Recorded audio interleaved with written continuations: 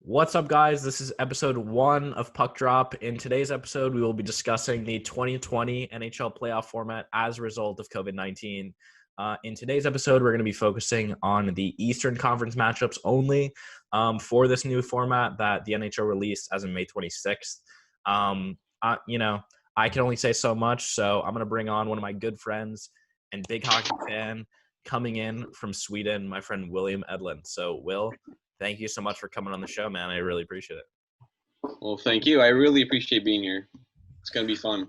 I'm excited. So just to kind of open up the conversation a little bit, give a little insight on some of your hockey knowledge. You live in Sweden. How big of a sport is hockey?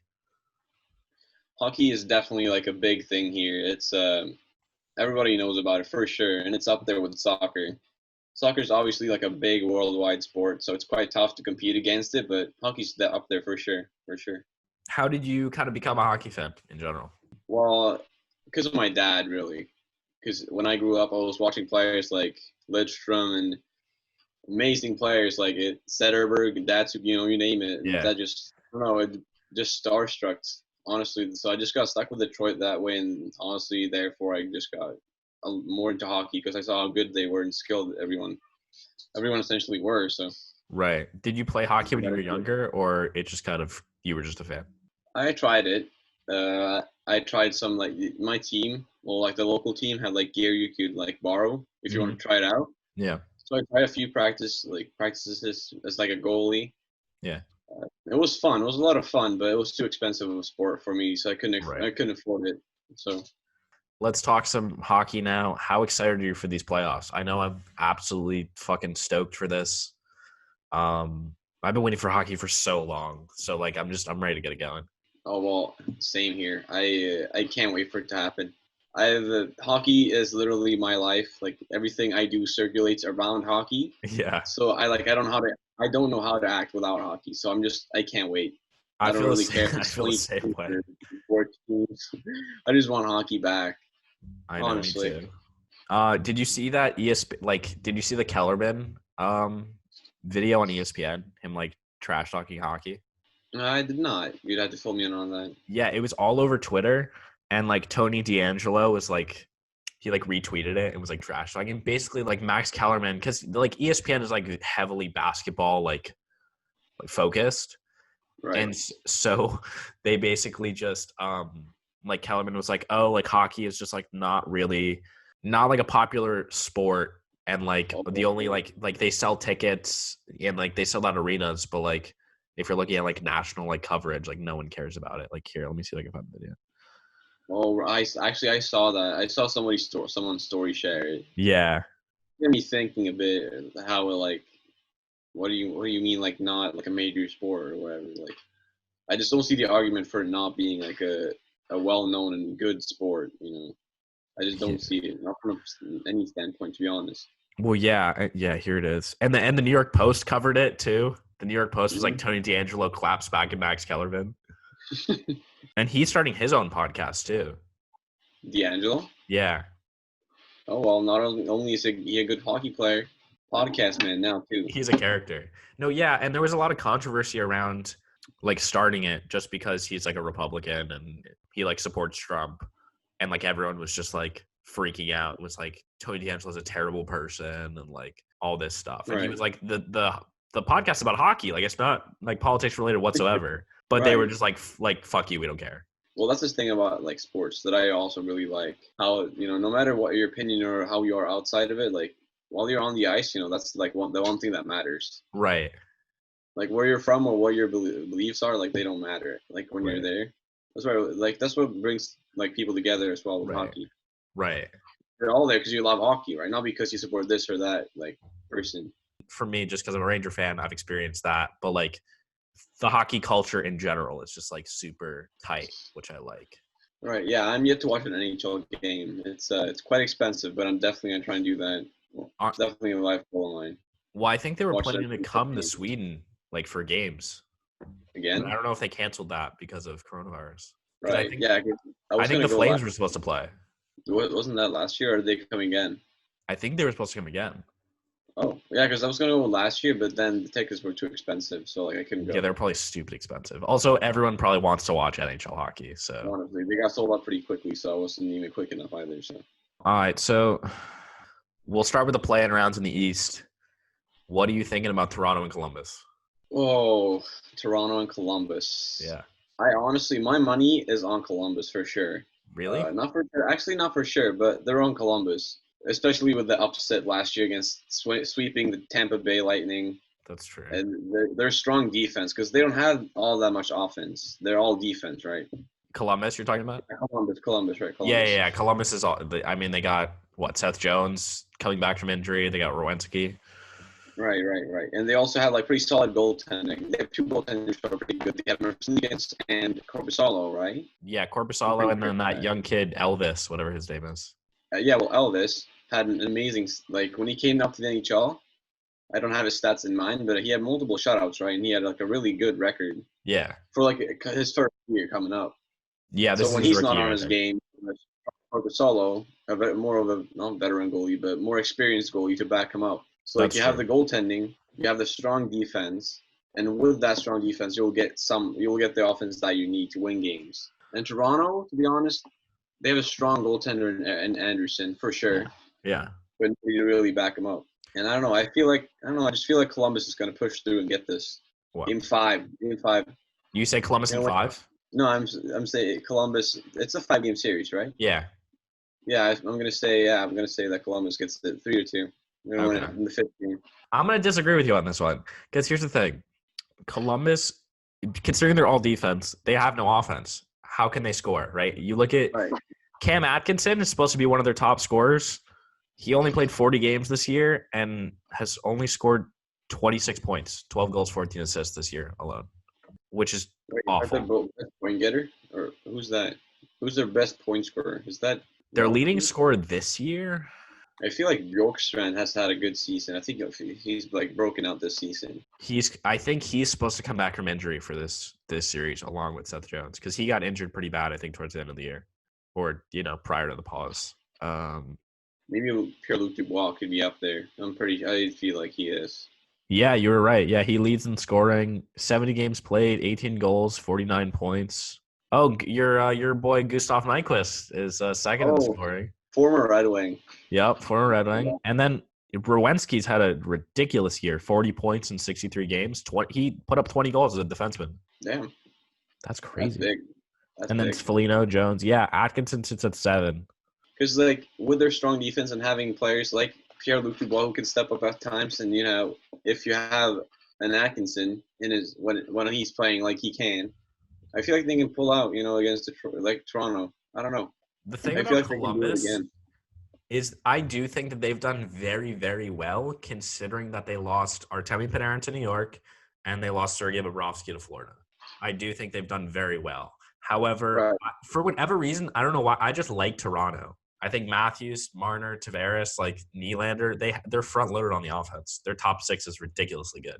Their defense, on the other Right. hand, is Right. not That's so true. great, but they do have a steady goaltender in Anderson.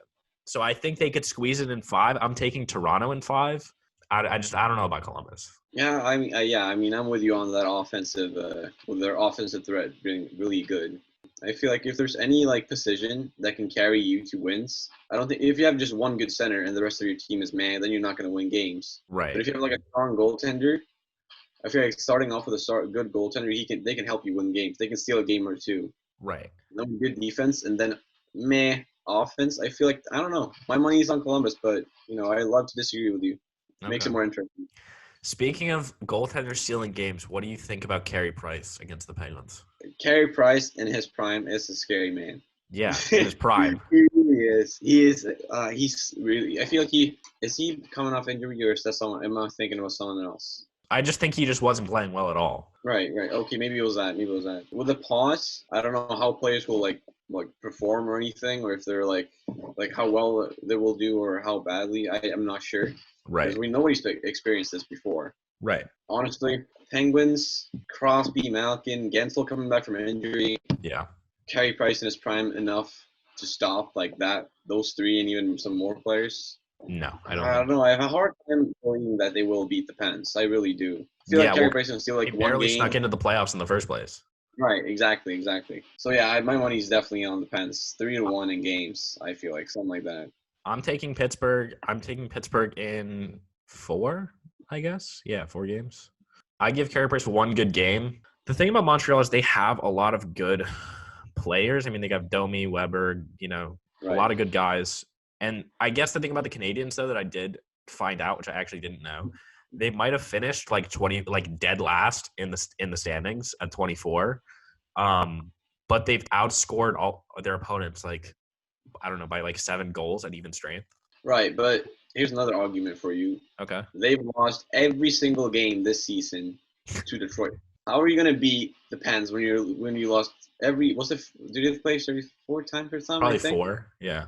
Yeah, 4. I'm pretty sure they lost every single game to Detroit. And Detroit is I terrible. don't understand. They have a hard. They're not gonna beat the Penguins. There's no way. I just I feel don't like think they're there's going no to beat way. the Penguins because they don't have any depth beyond their top 6. So that's why Right. I give it a quick series. Plus, Yeah, like, if you're looking at deadline acquisitions, Pittsburgh picked up Patrick Marleau from Toronto and Jason Zucker from Minnesota at the deadline. And if I remember correctly, I think Zucker was gelling pretty well with Malkin on the second line prior to the pause. actually, I'm gonna look that up now, right now, because Yeah. I'm pretty sure Sucker did good, like you're saying. Yeah, I think he was playing well. Crosby, he had, 47 points in 41 games, which, Yeah, I'm pretty sure it's about a point per game. it's not bad. It's not they're not Crosby numbers by any means. Right, they're up there though. They're pretty good. They're still above point per game, which is like above like It's above average for most people. But I was also looking this up. He hasn't put up such like low numbers like that since 2013 when he had 56 points in 36 games. Damn. Granted, if you look at that small sample size though, 56 points in 36 games is ridiculously good. For sure. So, I mean, for sure, I can't believe that. Malkin and Rust have kind of led the way for Pittsburgh this year. They both have Rust has 56 and 55 games, and Malkin has 74 and 55.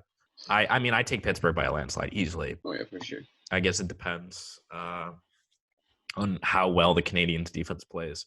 I was talking to Mark and Ray, and they were saying, like, I think Ray was like, Shea Weber's going to step up. And I was like, okay. But, like, Shea Weber can only do so much. Same thing with Carey Price. Right. Carey Price can only do so much. Right. So it's like, Well, yeah, I just looked it up. defensive Sucker can't had steal series. 12 points in 15 games. On another note, Who did? which is Zucker? good for new environment. Yeah, 12 points in 15 games. That's pretty good. I think he was a +5 or something too, +3 maybe. I might be wrong. That's pretty good. That's not bad also, for joining like, a team halfway through the season. Honestly, and adding Marlowe to that, who's got plenty of playoff experience and experience overall in the NHL, I feel like those are really just good pieces, like to your team that will help you in the playoffs. But yeah, Montreal shouldn't be that big of a wall to climb. No, they shouldn't be. I think the Chicago series, we're not going to talk about the West today, but McDavid versus Kane is a primetime matchup. That's what you want to see. Because I think playoff Patrick Kane, you look at playoff Patrick Kane, he can 100% steal a series. 100%. Scores can take over easily. Like, Carey Price can't take over a series. You look at them, they're both dead last in either conference. So, like, they should be quick series. I just don't think the Canadians are anywhere near as good as the Blackhawks. No, So I had no way. So that's why I'm taking. But I've, like, watched all the other videos, and I was watching this one guy. Oh, my God. It was terrible. He was like, oh, I'll predict, like a bracket based on the play-in rounds, which, like, you can't really do. Also, considering they're going to reseed after, like, each round. So, like, it's completely different. But he just took Pittsburgh, like, in every round. He had Pittsburgh winning. And I was like, you really think Pittsburgh is going to, like, I forget who he had coming out of the East. He had Pittsburgh beating Boston. He had Pittsburgh beating Washington. It makes sense that they could beat the Canadians. But, like, I mean, if they're reseeding, it's going to be different. So, like, no one can really tell what's going to happen. Right, exactly. But, like, you can't. I would not take Pittsburgh out of the East. No, there's no way. way. Hockey is a sport, of chance. Anything can happen for sure. But the Pens making it out the East like that, I just don't see it happening. Not completely. I don't see any argument for it. I think he was a little biased. I'm taking Montreal, maybe one team in the next round, but that's it. Then they're over. I don't know. There's no way they're getting any further than that. No, I don't think so. No. Who I do think will come out of the East potentially? Oh boy! All right, who? My boys, the New York Rangers. The New York Rangers. So well. I want to talk to you about this series against the Hurricanes. No, I'm all for it. Okay. Here's my proposal, or my prediction rather. I take Rangers, but I take them in 5. So I'm going to let it go the full series. I don't think that the Rangers will sweep Carolina despite beating them in every single game they played in the regular season. The thing about Carolina is that they have shaky goaltending. Peter Mrazek is garbage. You've seen him play in Detroit. He's terrible. He has not Former played Red good. Wing. Former Red Wing. Okay. He has not played good in Carolina, and the Rangers seem to have their number. I'm not even going to say I might be biased. I'm 100% biased in this. But at the same time, how do you stop Mika Zibanejad, Artemi Panarin, Chris Kreider, Adam Fox, Capo Caco? I could list a ton more players. I just don't think Carolina has any way to stop them because I think the Rangers offense is going to take them over the top as long as those players play well. And the thing is, the kids have to play well too. If the Rangers are going to start Igor over Henrik does have a chance to get his starting spot back with training camp, which is probably the best thing that could have happened to him, honestly. In Sweden, he's had all access to rinks. He hasn't had Igor hasn't been playing. Even though Igor had the starting spot, I think David Quinn is probably going to lean in that direction in starting Igor. Henrik does have time, and his numbers historically versus Carolina have been very, very good. And he does have playoff experience. I do think, though, if it's going to be the goalie tandem for New York is going to be Igor and Henrik in the playoffs, which is fucking. I can't believe that just came out of my mouth because it's ridiculous. They're so good. Well, honestly, I'm with you with the offensive side of it. Hard candidate, Artemi Panarin. What do you have? Hard candidate, Artemi Panarin, bro. 95 points. Yeah, tied for third. Yeah, and then we have Zibanejad, who's had wasn't he like top 5 scoring? He missed 13 games due to injury. This man still scored over 40 goals. He has over 40 in like 57 games. Yeah. And they have a lot of firing power that I don't see Carolina having. Even though they have strong players with Svechnikov, Aho, they just don't have the same caliber as New York, in my opinion. The thing I was looking at Carolina. They actually do have a lot of depth.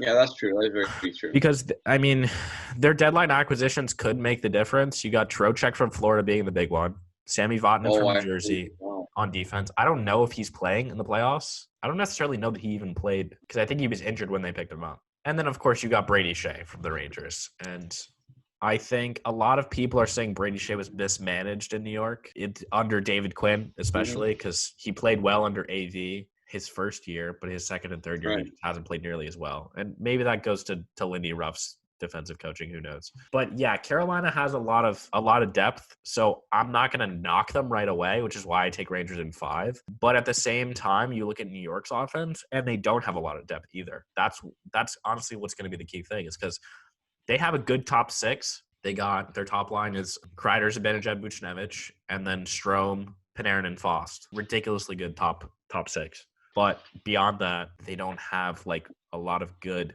role players necessarily. So that's why it's like the kids kind of have to step up. And maybe they're like the fact that they're young and immature might play a factor in their like lack of playoff experience being the youngest team in the NHL. The playoffs are a whole different beast. So it's like, and especially with this whole pause too, everyone's been shut down. So it's like that's why I think it's not unfair for Carolina necessarily, because they like have more time. They know who they're playing. They know that the Rangers are a fast-paced team, and I mean their goals are going to have to be to stop the top 6. Exactly, but also I don't know if Caco's playing in the playoffs though. I saw that. Yeah, I saw the New York Post put an article out.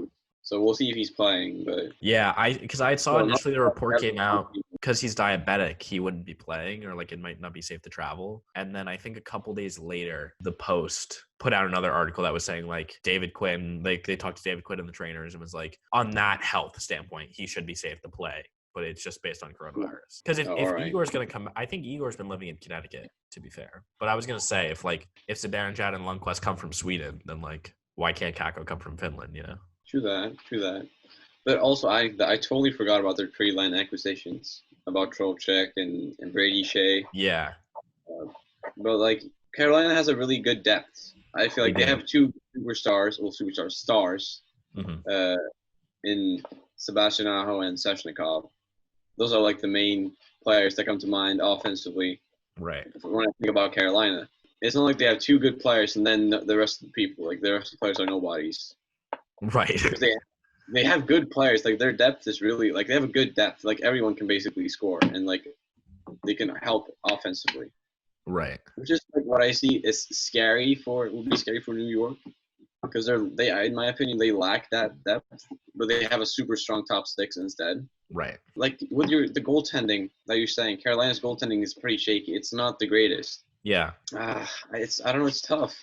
As much as I want to say Carolina, because I like Carolina, but Right.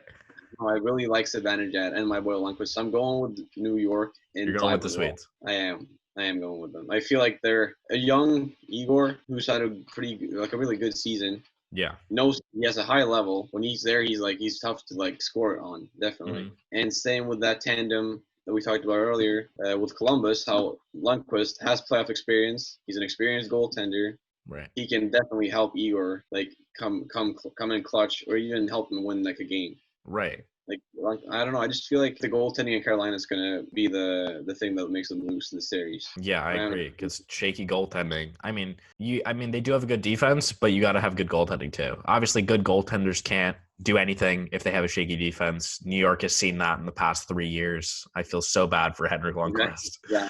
Now they've stepped it up. They picked up Trouba. They picked up Fox. They got D'Angelo. They look good. And that's a biased pick, but like that's just my pick. I can see you're a Rangers fan, but I wouldn't say easily. If I'm being honest, I would just say I'm taking New York. You'd say you take New York in 5. All right, let's talk about the other New York team that I'm not particularly a fan of. We got the Islanders and the Panthers. It's the rematch from 2016. Who do you got in this one? This is kind of a toss-up for me.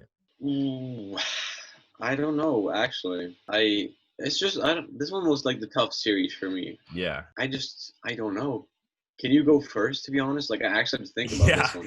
I've never really thought about this series. I don't know. It's weird because, I mean, the Islanders have played very well under Barry Trotz, and Barry Trotz is just a GOAT. So it makes sense that he's taken over. Amazing thing for Washington. The thing about the Islanders that they lack is offense. Their defense is great. They have great defensemen. Oh yeah, for sure. And their defense has kind of been carrying them this year. I forget who they have in net. Oh, they have Thomas Greiss and what's his face? Oh right, Thomas Greiss. Yeah. Do they have Varlamov? Do the Islanders have Varlamov, or am I thinking? I'm looking it up. I know it's Thomas Greiss, and then essentially I'm pretty sure it's Varlamov. I'll look it up. Okay. Keep going. Yeah, I think it might be Varlamov, but so I don't think the Islanders offense. It's kind of a similar thing with who else are we talking about? Well, I guess it's the flip side of Toronto in a way, because Toronto's top heavy and not really bottom heavy necessarily on defense, and the Islanders are kind of flipped. They have Matt Barzal and no one else. Like you can't tell the Islanders leads carried them at all. Their defense has done well.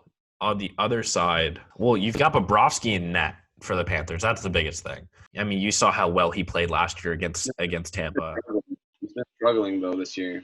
Bob, yeah, he has. He's been struggling a lot. And they're sitting on a 10 seed. I mean, they've got guys like Barkov. They've got guys like Huberdeau who have taken over. I think their offense in general is pretty good. I mean, I guess I don't know who I take, but I'd almost rather take offense over defense in this scenario because, I mean, they may not have a great defense, but I think they have steady defense, which could put them over the top. I don't see them going past the Islanders or, past the second round if they beat the Islanders. But they do have Ekblad on the back end, and they've got Bob in net, and this pause might be good for him. Get some time training again. Yeah, I think it'll be tight because I think if Barzal pops off, it might be a bit more of a series. But I'll take Florida in 5. Ooh, Florida.